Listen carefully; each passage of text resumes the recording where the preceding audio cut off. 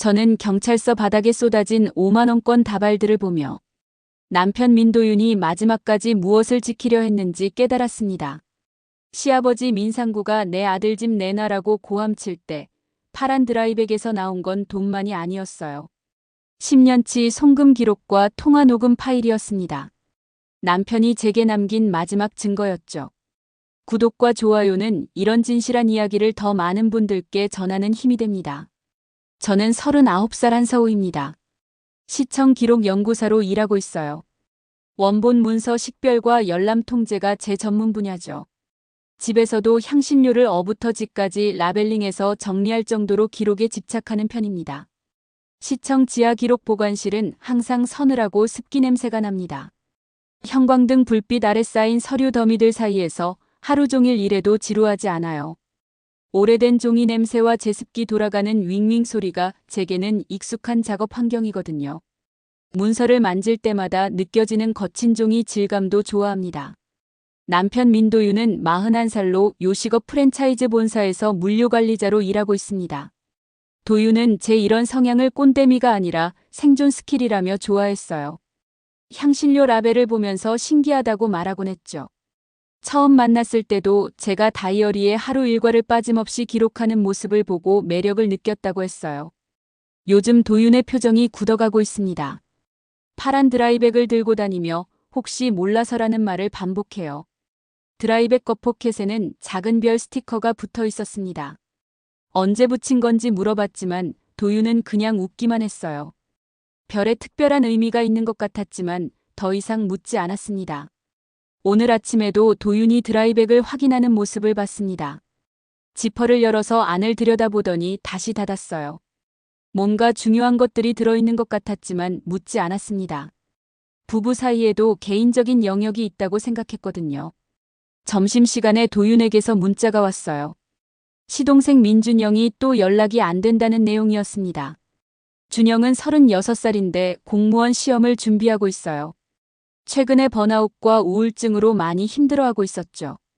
작년에 대기업 면접에서 떨어진 후로 계속 방에만 틀어박혀 있었어요. 퇴근길에 마트에 들러 장을 봤습니다. 도윤이 좋아하는 삼겹살과 상추, 마늘을 샀어요. 집에서 고기 굽는 냄새와 함께 가족이 모여 앉는 시간을 만들어주고 싶었거든요. 하지만 집에 돌아와 보니 도윤이 거실 소파에 앉아 휴대폰을 들여다보고 있었어요. 표정이 어두컴컴했습니다. 준영이 연락이 됐는지 물었더니 아직 안 받는다며 한숨을 쉬었어요.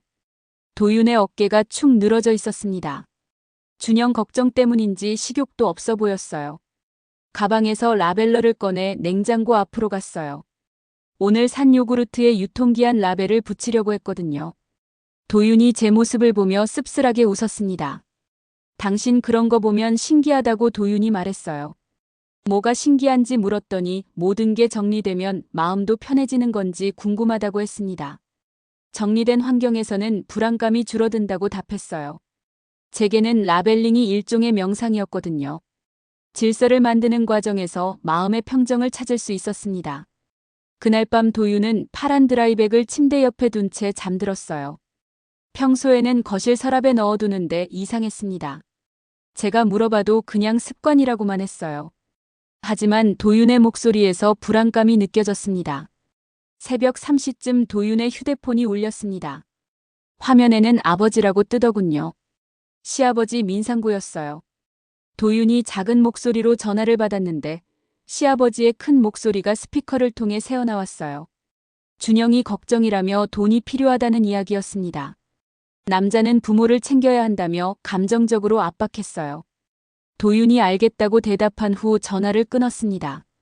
한숨을 깊게 쉬더니 다시 누웠지만 잠들지 못하는 것 같았어요. 이불 속에서 뒤척이는 소리가 계속 들렸습니다. 다음 날 아침 도윤이 일찍 나갔어요. 은행에 들러야 한다며 평소보다 30분 빨리 집을 나섰습니다. 파란 드라이백도 함께 가져갔어요. 도윤의 뒷모습이 유독 무거워 보였습니다. 출근 준비를 하면서 도윤의 책상 서랍을 정리했습니다. 영수증들을 날짜 순으로 정리하려고 했는데 서랍 안에 장례식장 봉투 몇 개와 보험 약관 메모가 있었어요. 왜 이런 걸 모아두는지 궁금했지만 도윤에게 묻지는 않았어요. 혹시 회사에서 무슨 일이 있나 싶었지만 성급하게 판단하고 싶지 않았습니다. 며칠 후 준영이 회사 면접을 또 망쳤다는 소식을 들었습니다. 준영은 그 후로 연락을 완전히 끊어버렸어요. 도윤이 아파트까지 찾아갔지만 문도 안 열어줬다고 했습니다. 초인종을 아무리 눌러도 응답이 없었다고 했어요. 밤마다 시아버지 민상구에게서 전화가 왔어요. 63살의 민상구는 목소리부터 압도적이었습니다. 준영이 걱정이라며 돈을 요구했어요. 남자는 부모를 챙겨야 한다는 말을 반복하며 피는 못 속인다고 도윤에게 죄책감을 심어줬습니다. 민상구의 목소리에는 분노와 원망이 섞여 있었어요. 기록관 업무 습관으로 도윤의 계좌 이체 내역을 추적해서 정리했어요. 엑셀 파일을 만들어 날짜와 금액을 입력했습니다. 매월 일정 금액이 민상구 계좌로 이체되고 있었어요. 적게는 50만 원, 많게는 200만 원까지 다양했습니다. 패턴을 분석해보니 민상구의 전화 다음 날에 송금이 이루어지는 경우가 많았어요. 도윤에게 조심스럽게 물었어요. 아버지한테 보내는 돈이 좀 많지 않는지 말이에요. 도윤은 준영이 힘들어하니까 어쩔 수 없다고 답했습니다. 하지만 표정에서 부담스러워하는 기색을 읽을 수 있었어요. 도윤의 어깨가 점점 구부정해지고 있었습니다. 책상 서랍의 장례식장 봉투도 계속 늘어나고 있었습니다. 보험 약관 메모도 더 많아졌어요. 도윤이 뭔가 준비하고 있는 것 같았지만 직접 묻기는 어려웠습니다. 부부 사이라고 해도 상대방이 힘들어할 때 무리하게 캐묻는 건 좋지 않다고 생각했거든요. 어느 날 저녁 도윤이 파란 드라이백을 열어보는 모습을 목격했습니다. 안에 현금 다발들이 들어있었어요. 얼마나 되는지는 모르겠지만 상당한 금액 같았습니다. 5만 원권으로 묶인 다발이 여러 개 보였어요. 그게 뭐냐고 물었더니 혹시 몰라서 준비해둔 거라고 답했어요. 준영이 때문인지 다시 물었는데 그것도 있고 여러 가지 생각이 있다고 말했습니다. 도윤의 목소리에서 무언가 결심한 듯한 기색이 느껴졌어요. 그날 밤에도 민상구에게서 전화가 왔어요. 준영이 방에서 나오지 않는다며 걱정했습니다. 병원비도 필요하고 생활비도 부족하다고 했어요. 민상구의 목소리는 평소보다 더 격앙되어 있었습니다. 도윤이 전화를 받는 동안 저는 부엌에서 설거지를 했습니다. 찬물이 손목을 스치며 시렸지만 도윤의 대화를 들으려고 집중했어요. 민상구의 목소리가 점점 커졌습니다. 형이 동생을 책임져야 한다며 감정적으로 몰아갔어요. 가족이라는 이름으로 포장된 압박이었습니다. 도윤이 변명하려고 하면 더 큰 소리를 냈습니다. 결국 도윤이 알겠다고 내일 보내드리겠다고 항복했어요. 전화를 끊은 후 도윤은 한동안 소파에 앉아 있었어요. 머리를 양손으로 감싸쥐고 있더군요. 괜찮은지 옆에 앉으며 물었더니 미안하다고 당신한테 부담 주려던 건 아니라고 했습니다. 도윤의 등을 토닥여줬어요. 가족이니까 함께 해결하자고 말했습니다. 하지만 도윤은 고개를 저었어요. 이건 내가 해결해야 할 문제야. 도윤이 단호하게 말했습니다. 그 후로 도윤은 더욱 조용해졌어요. 파란 드라이백을 항상 가지고 다녔고 휴대폰도 자주 확인했습니다. 뭔가 계획을 세우고 있는 것 같았지만 저는 도윤을 믿기로 했어요. 남편이 현명하게 해결할 거라고 생각했거든요. 매일 밤 민상구의 전화가 이어졌습니다. 도윤의 얼굴은 점점 야위어 갔어요. 식사량도 줄어들고 잠도 제대로 못 자는 것 같았습니다. 아침에 일어나면 도윤의 베개에는 항상 눈물 자국이 있었어요. 도윤이 혼자서 얼마나 큰 짐을 지고 있는지 그때는 몰랐습니다. 형으로서의 책임감과 아들로서의 의무감 사이에서 짓눌려가고 있었던 거죠. 민상구의 요구는 날이 갈수록 더 커졌고 준영의 상태는 나아지지 않았어요. 2주 후 준영이 우리 집으로 들어왔습니다. 도윤이 직접 데려온 거였어요. 처음에는 약도 잘 챙겨 먹고 병원 치료도 성실히 받았습니다. 거실에서 조용히 TV를 보며 지냈어요. 준영은 말수가 적었지만 예의 바른 편이었습니다. 하지만 한 달이 지나자 상황이 달라졌어요. 준영이 방에서 담배를 피우기 시작했습니다. 야간에 편의점을 가는 루틴도 생겼어요. 새벽 2시에 나가서 4시에 들어오곤 했습니다. 발끝으로 조심스럽게 걸어도 나가는 소리가 들렸어요. 아침마다 거실에 담배 냄새가 진하게 배어 있었어요. 환풍기를 돌려도 잘 빠지지 않았습니다. 준영이 밤에 거실에서 TV를 보며 담배를 피웠거든요. 재떨이에는 꽁초가 가득했고 소파 쿠션에도 담배 냄새가 배었어요. 입주자 대표 장미경 씨가 찾아왔어요. 52살의 중년 여성으로 아파트 일에 열성적인 분이었습니다. 초인종 소리가 짧고 강하게 울렸어요. 장미경의 목소리는 날카롭고 단호했습니다. 한서우님, 담배 냄새 때문에 민원이 들어왔어요. 장미경이 말했습니다. 사과했더니 장미경은 툴툴거리면서 돌아갔어요. 하지만 며칠 후 다시 찾아와서 엘리베이터 CCTV 캡처 화면을 보여줬습니다. 준영이 새벽에 외출하는 모습이 선명하게 찍혀 있었어요. 이거 혹시 필요하면 가져가라며 장미경이 USB를 건네줬어요. 왜 주는지 물었더니 나중에 무슨 일 있을지 모른다며 미리 챙겨둔 거라고 했습니다. 시간대별로 준영의 외출 패턴이 다 기록되어 있었어요. 장미경의 세심함에 놀랐습니다. 회사에서도 문제가 생겼어요. 후배 직원이 저에게 고백했다가 거절당한 일로 소문이 났습니다. 유부녀를 꼬신 김 대리가 퇴사한다는 황당한 이야기까지 돌았어요. 복도에서 동료들이 수군거리는 소리가 들렸습니다. 시선이 불편했지만 참았습니다. 집에서도 준영 문제로 스트레스 받는데 회사까지 신경 쓰고 싶지 않았거든요. 도윤은 점점 말이 줄어들었어요. 준영을 달래려고 노력했지만 효과가 없었습니다. 준영은 약 복용도 소홀히 하기 시작했어요. 처방받은 알약들이 세면대에 그대로 놓여 있을 때가 많았습니다. 항우울제와 수면제가 섞여서 흩어져 있었어요. 어느 날 밤 준영과 도윤이 큰 소리로 다퉜습니다. 준영이 돈을 달라고 했는데 도윤이 거절한 거였어요. 두 사람의 목소리가 벽을 통해 전해졌습니다. 형이 왜 이래?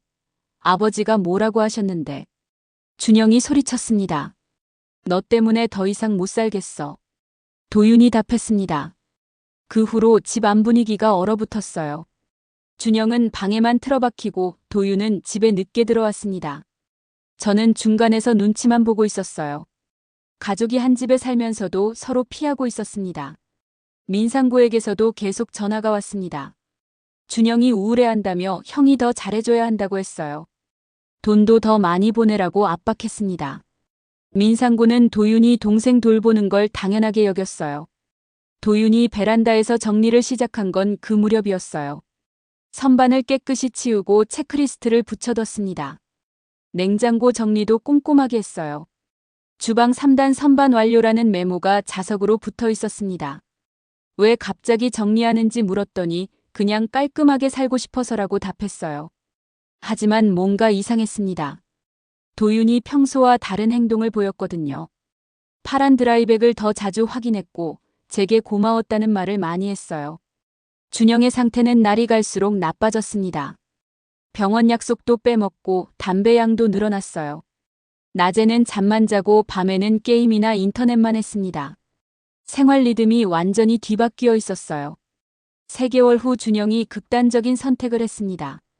도윤이 준영의 방문을 부수고 들어갔을 때는 이미 늦었어요. 구급차 사이렌 소리가 아파트 단지를 가득 메웠지만 소용없었습니다. 준영은 그렇게 세상을 떠났어요. 도윤은 자책과 분노 사이에서 무너져 내렸습니다. 제가 안아줘도 계속 떨고 있었어요. 자기가 동생을 죽였다며 자책했습니다. 손바닥으로 얼굴을 가리고 흐느꼈어요. 구급대원들이 준영을 데려가는 모습을 보며 도윤은 무릎을 꿇고 울었습니다. 장례식장은 국화 냄새로 가득했어요. 조문객들의 발걸음 소리와 흐느끼는 소리가 섞여 있었습니다. 도윤은 3일 동안 거의 먹지도 마시지도 않았어요. 빈소 앞에 앉아서 준영의 영정 사진만 바라보고 있었습니다. 시아버지 민상구를 만난 건 장례 첫날이었어요. 63살의 시아버지는 여전히 건장해 보였습니다. 검은 정장 차림이었지만 술 냄새가 났어요. 첫마디가 충격적이었습니다. 형 죽인 건 내 탓이다. 민상구가 도윤에게 고함쳤습니다. 장례식장이 순식간에 조용해졌어요. 조문객들이 모두 쳐다봤습니다. 도윤은 아무 말도 하지 못했어요. 고개만 푹 숙이고 있었습니다. 민상구의 목소리는 장례식장 전체에 울렸어요. 민상구가 술을 가져와서 상가에서 술판을 벌였습니다. 조문객들 앞에서 도윤을 계속 질책했어요. 동생을 제대로 돌보지 못했다며 원망했습니다. 도윤이 돈을 제때 보내지 않아서 준영이 죽었다고 소리쳤어요. 그때 오지혁이 조용히 다가왔어요. 도윤의 고등학교 친구로 현직 경찰관이었습니다. 40살의 단정한 체격에 원칙주의자 같은 인상을 주는 분이었어요. 오지혁은 민상구의 행동을 조용히 제지했습니다. 도윤이가 내게 뭘 하나 맡겼다. 오지혁이 저에게 작게 말했습니다. 본인이 직접 전해달라고 했어. 오지혁이 덧붙였습니다. 무슨 뜻인지 몰랐지만 뭔가 중요한 일 같았어요. 오지혁은 더 이상 말하지 않고 자리를 떴습니다. 오지혁의 표정에서 심각함을 읽을 수 있었어요. 장례를 치르는 3일 동안 도윤은 거의 말을 하지 않았어요. 민상구의 질책도 그냥 듣고만 있었습니다. 저는 도윤이 걱정되었지만 어떻게 위로해야 할지 몰랐어요. 도윤의 어깨는 점점 더 굽어져 갔습니다. 준영의 화장 후 납골당에서 도윤이 처음으로 입을 열었습니다. 납골당은 차가운 대리석 냄새가 났어요. 내가 죽였어. 도윤이 중얼거렸습니다. 아니야. 정말 내가 죽인 거야. 도윤이 고개를 저었습니다. 그 후로 도윤은 더욱 말이 없어졌어요. 회사도 휴직하고 집에만 있었습니다. 파란 드라이백은 여전히 곁에 두고 있었어요. 도윤은 하루 종일 창밖만 바라보며 앉아 있었습니다. 민상구는 장례 후에도 계속 연락했습니다. 준영의 치료비와 장례비를 물어내라고 했어요. 살아있을 때 제대로 돌보지 못한 죗값을 치르라고 했습니다. 도윤은 묵묵히 돈을 보냈어요. 저는 말리려고 했지만 도윤이 완강하게 거부했습니다. 이건 내 몫이야. 도윤이 말했습니다. 도윤의 눈에서는 생기가 사라져가고 있었어요. 준영을 잃은 슬픔과 민상구의 지속적인 압박이 도윤을 점점 더 절망으로 몰아가고 있었습니다. 한다는 말도 더 많이 했어요. 어느 토요일 오전, 제가 마트에 장을 보러 나간 사이에 일이 일어났습니다.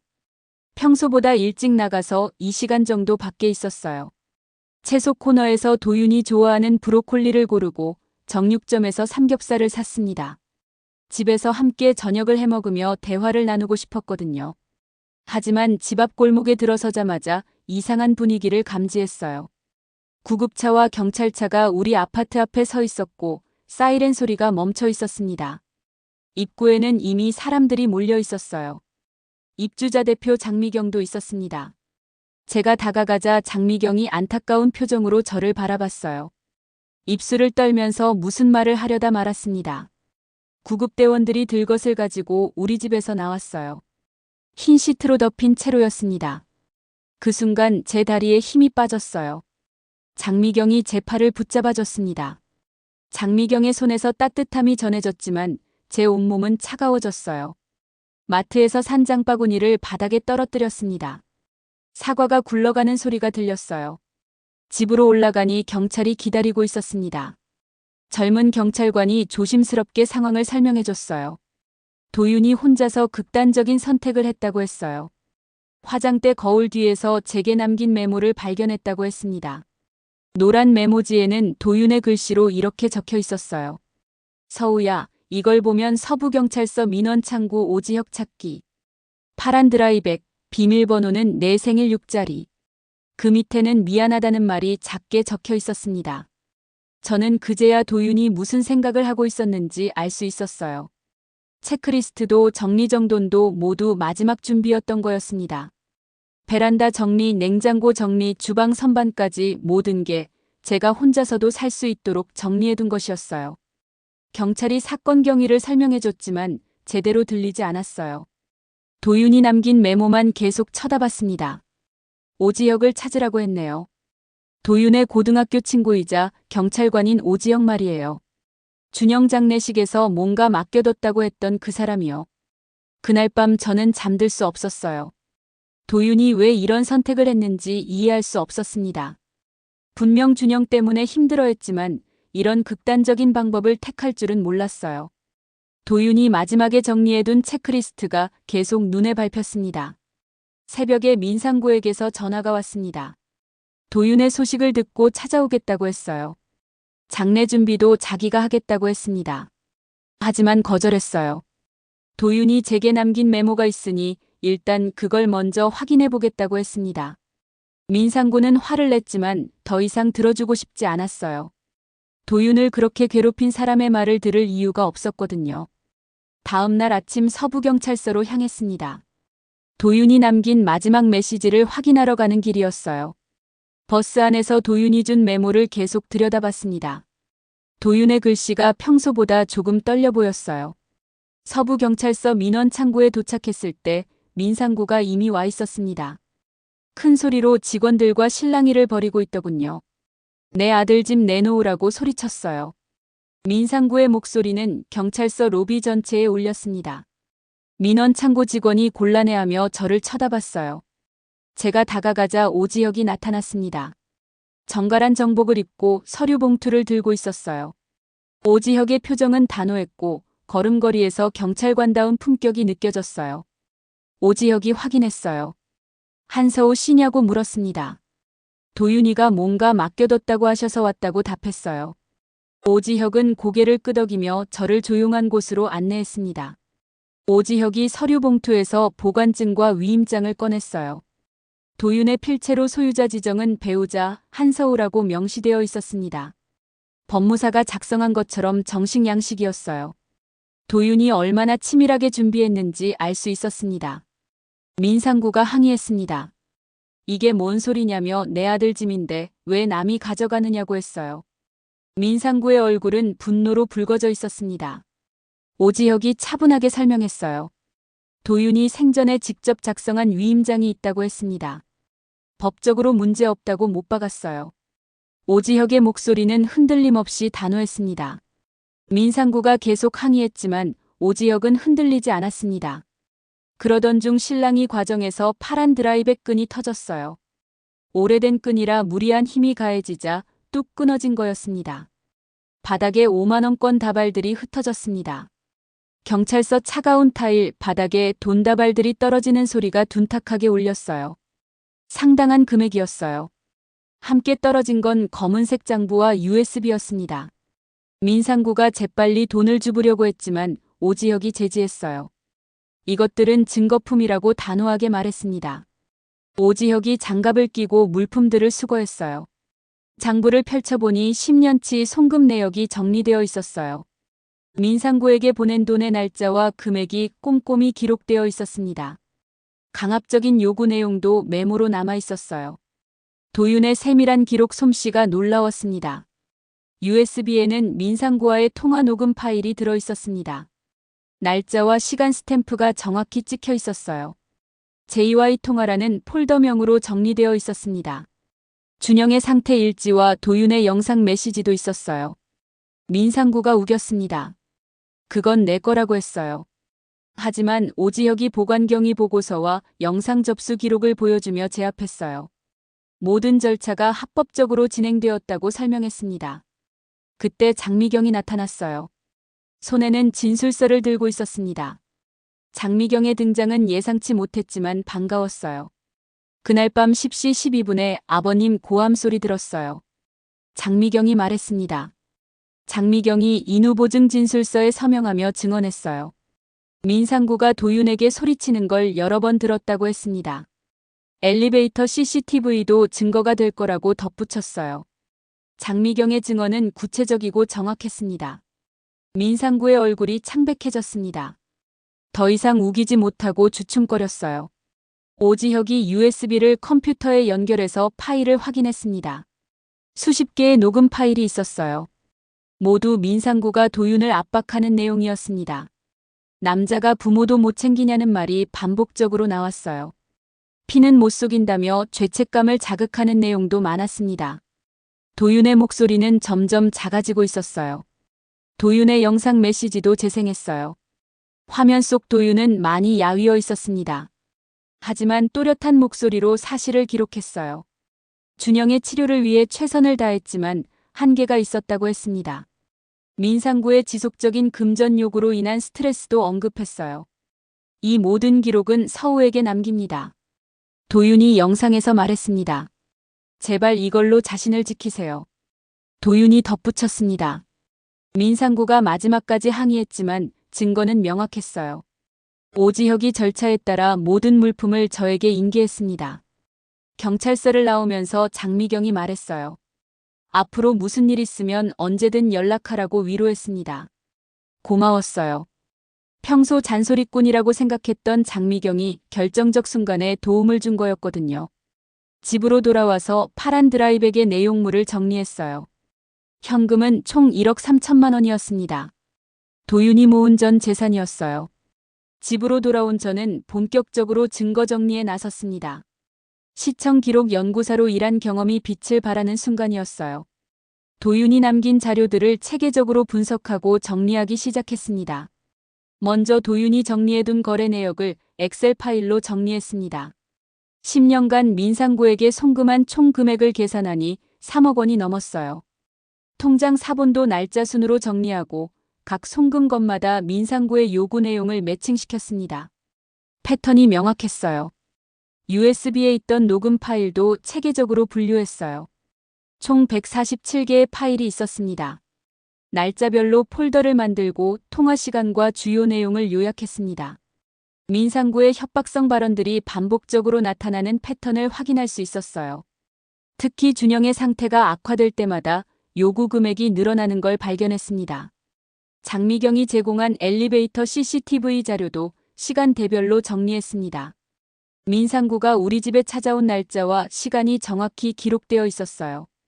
방문 패턴과 송금 일정을 대조해보니 완벽하게 일치했습니다. 이 모든 자료를 하나의 파일로 묶어서 경찰서와 법원에 제출했습니다. 민상구의 지속적인 금전 요구와 협박을 입증하는 완벽한 증거였어요. 검사도 증거의 완성도에 놀라워했습니다. 변호사와 상담 후 접근금지 가처분 신청을 했습니다. 민상구가 더 이상 저에게 접근하지 못하도록 법적 조치를 취한 거였어요. 손해배상 청구도 함께 진행했습니다. 변호사는 승소 가능성이 높다고 했어요. 회사 소문건도 정리했어요. 후배가 고백한 일로 생긴 황당한 루머였는데 사내 익명신고 시스템을 통해 정확한 경위를 신고했습니다. 이메일 로그와 CCTV 기록도 함께 제출했어요. 제가 기록 연구사라는 직업적 특성상 증거 수집에 능숙했거든요. 며칠 후 회사에서 공식 사과가 나왔습니다. 근거 없는 소문을 퍼뜨린 직원들에게 경고 조치가 내려졌어요. 제 명예도 회복되었습니다. 동료들이 미안하다며 사과해왔어요. 민상구에 대한 법적 절차도 순조롭게 진행되었어요. 접근금지 가처분이 받아들여졌고 손해배상 청구도 인용되었습니다. 10년간의 강압적 금전 요구가 인정받은 거였어요. 법원은 민상구의 행위를 명백한 경제적 착취로 판단했습니다. 파란 드라이백에 있던 1억 3천만 원은 도윤의 유언 메모대로 처리했습니다. 일부는 준영 이름의 자살유가족 및 청년정신건강기금으로 기부했어요. 나머지는 생활안전자금으로 분리해서 관리했습니다. 도윤이 마지막까지 생각해둔 계획이었어요. 법원에서 승소 판결이 나온 후 민상구가 찾아왔어요. 하지만 이번에는 달랐습니다. 접근금지 명령 위반이라며 오지혁에게 신고했어요. 민상구는 결국 벌금형을 받았습니다. 더 이상 저에게 접근할 수 없게 되었어요. 오지혁이 말했습니다. 도윤이가 정말 치밀하게 준비했다고 마지막까지 당신을 지키려고 했다고 감탄했습니다. 눈물이 났어요. 도윤이 혼자서 얼마나 힘들었을지 생각하니 가슴이 아팠습니다. 하지만 동시에 고마웠어요. 끝까지 저를 생각해준 마음이 느껴졌거든요. 도윤이 남긴 기록들은 저를 지켜주는 방패가 되었습니다. 사랑하는 사람이 남긴 마지막 선물이었어요. 도윤이 떠난 지 1년이 지났습니다. 저는 새로운 일을 시작했어요. 지자체와 도서관에서 초청하는 강의를 하고 있습니다. 가족 갈등과 경제적 착취를 겪는 분들을 위한 상담과 강연이에요. 강의 제목은 기록은 다리가 됩니다였어요. 남은 자의 삶에 대한 이야기를 나누는 시간이었습니다. 매주 토요일 오후 2시에 시민회관 소강당에서 열렸어요. 처음엔 10명 정도였는데 입소문이 나면서 50명까지 늘어났습니다. 기록은 단순한 문서가 아니라고 강의에서 말했어요. 사랑하는 사람이 남긴 마지막 선물일 수 있다고 했습니다. 증거가 되어 우리를 지켜주는 힘이 된다고 했어요. 청중들이 진지하게 들었어요. 가족의 금전적 착취로 고통받는 분들도 많이 오셨습니다. 시어머니에게 시달리는 며느리, 자식에게 등골 빠지는 부모, 형제에게 이용당하는 사람들이었어요. 제 경험이 도움이 되었으면 좋겠다고 생각했어요. 한 중년 여성이 손을 들고 질문했습니다. 어떻게 그런 용기를 낼 수 있었는지 물어봤어요. 저는 답했습니다. 용기가 아니라 기록이 주는 확신이었다고 말이에요. 증거가 있으면 두려워할 것이 없다고 했습니다. 오지혁은 매년 준영의 기일에 연락해왔습니다. 도윤과 준영을 잊지 않고 있다며 위로해줬어요. 경찰로서 이런 일들을 많이 본다며 제가 잘 이겨낸 것 같다고 격려해줬습니다. 오지혁 덕분에 법적 절차를 무사히 마칠 수 있었어요. 장미경은 이제 진짜 이웃이 되었어요. 민원이 들어오면 제가 먼저 막아주겠다며 든든하게 지켜줬습니다.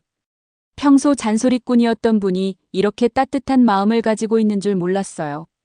한서우님 덕분에 우리 아파트가 조용해졌어요. 장미경이 웃으며 말했습니다. 장미경과 함께 아파트 분여회 활동도 시작했어요. 가정 갈등 상담과 법률 정보 제공 프로그램을 만들었습니다. 작은 것부터 변화를 만들어가고 싶었거든요. 회사에서도 인정받게 되었어요. 정확한 기록 관리 능력을 바탕으로 팀장으로 승진했습니다. 후배들에게 기록의 중요성을 가르치는 일도 하고 있어요. 문서 하나하나가 누군가에게는 생명줄이 될 수 있다고 말해줍니다. 집은 여전히 깔끔하게 정리되어 있습니다. 도윤이 마지막에 정리해둔 체크리스트는 그대로 붙여뒀어요. 베란다 선반 완료, 냉장고 정리 완료, 주방 3단 선반 완료. 그 체크리스트를 볼 때마다 도윤이 생각납니다. 마지막까지 저를 생각해준 마음이 느껴져요. 파란 드라이백은 서재 서랍에 소중히 보관하고 있습니다. 작은 별 스티커도 그대로 붙어 있어요. 도윤이 왜 별 스티커를 붙였는지는 아직도 모르겠어요. 하지만 특별한 의미가 있었을 거라고 생각합니다. 어쩌면 우리의 사랑을 상징하는 별이었을지도 모르죠. 새로운 하루가 시작되면 저는 여전히 날짜 스탬프를 찍습니다. 오늘 처리한 문서에, 오늘 정리한 자료에, 오늘 기록한 일기에. 기록하는 습관은 변하지 않았어요. 사랑은 증발하지 않았습니다. 증거로 남아 저를 지켰어요. 도윤이 남긴 기록들이 제게 새로운 삶을 선물해줬습니다. 때로는 힘들 때도 있어요. 혼자 사는 게 외로울 때도 있습니다. 하지만 도윤이 남긴 사랑의 증거들이 저를 지탱해줍니다. 강의를 들으러 오는 분들을 보면서 제 경험이 다른 사람에게 도움이 된다는 걸 느껴요. 오늘도 저는 기록합니다. 살아낸 우리의 시간 위에 새로운 하루를 쌓아가고 있어요. 도윤과 준영이 더 이상 함께할 수는 없지만 기억 속에서는 여전히 살아있습니다. 기록은 정말 다리가 됩니다. 과거와 현재를 사랑했던 사람과 남겨진 사람을 이어주는 다리말이에요. 저는 오늘도 그 다리 위에서 한 걸음씩 나아가고 있습니다. 도윤이 남긴 사랑의 기록과 함께 말이에요.